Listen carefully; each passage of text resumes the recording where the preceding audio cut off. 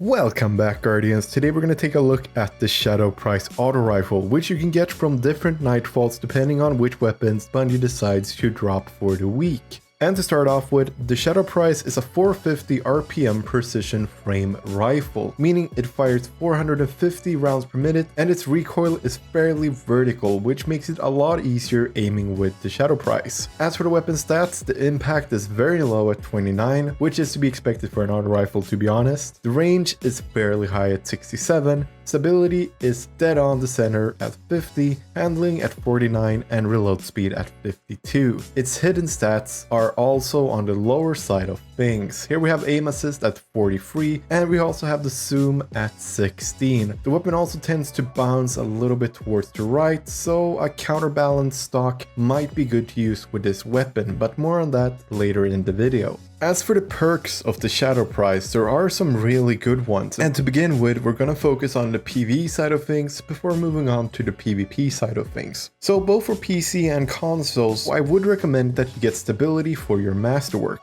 This is because even with max range, you only boost this auto rifle's weapon range from about 27 meters to 32.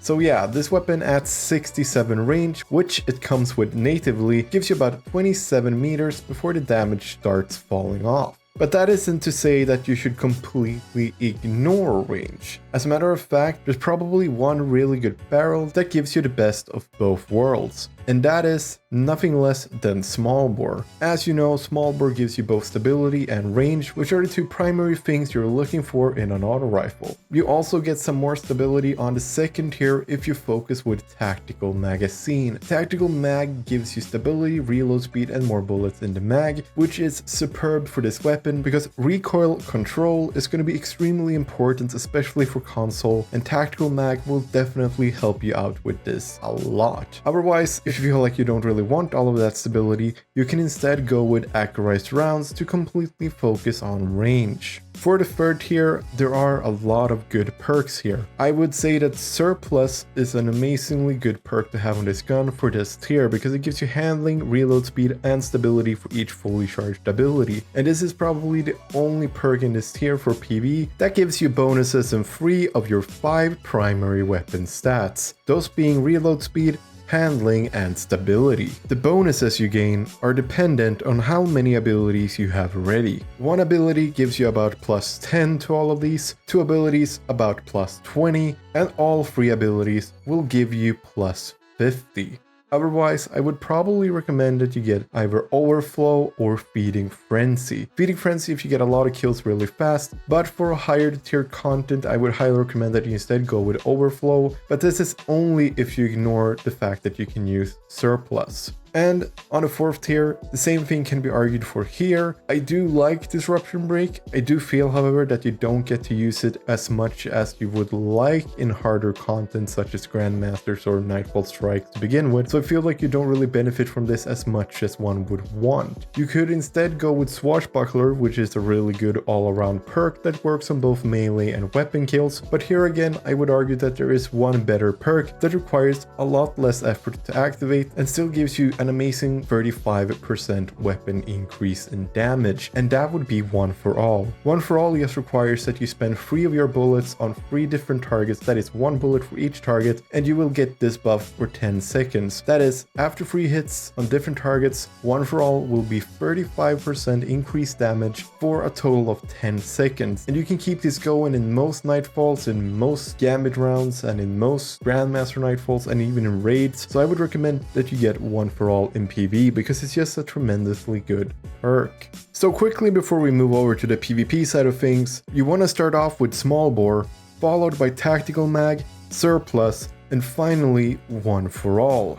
So, on the PvP side of things, when it comes to the masterwork, it won't really differ. As I've already mentioned, you gain about 5 meters in total by maxing your range stat, but for consoles, I would argue that it's way better hitting all your shots, which would get you closer towards your optimal time to kill more often, which, by the way, is 0.8 seconds.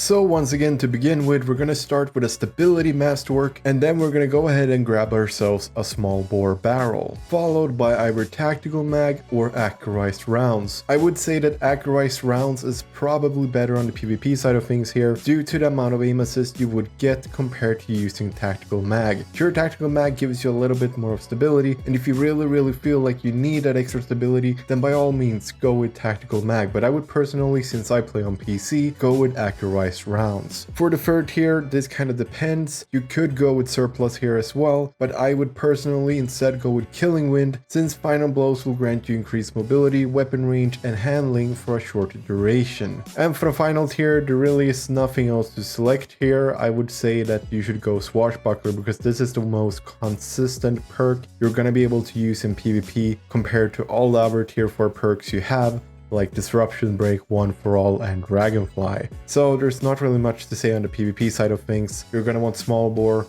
you're going to want to select between tactical mag or accurized rounds. In the third tier, you're going to want to select between surplus and killing wind. And in the final tier, you're going to want to use swashbuckler. And for mods, you're either going to want to use as counterbalance stock, since it makes your recoil become more vertical, or you could use backup mag to give you some extra bullets in the magazine, or if you're going to fire a lot while jumping, I would argue that you could use Icarus grip instead. For PvE, which I forgot to mention, you can use any minor, major, or boss spec, or if you get the adept version, you can use adept stability, adept range. Well, you can use basically most of the mods you could use that are not adept, but with the adept version. Finally, I also want to mention that the Shadow Price is an arc auto rifle, meaning it's really good against arc shields, obviously. And there you have it, Guardians, that is the Shadow Price. This is probably one of my longer videos. I had a lot more to talk about this time. I tried to cover everything possible with the Shadow Price, and I hope this will help you in chasing your own god roll. And as always, I want to know what you think about this weapon in the build. That is, I want to know what you think about the Shadow Price. Let me know in the comments down below, and don't forget to leave a like on the video if you enjoyed it, and subscribe to the channel if you would like to join the Spectral Realm. And as always, I hope you have a wonderful day, and I will see you next time. This is TCSpectre, signing off.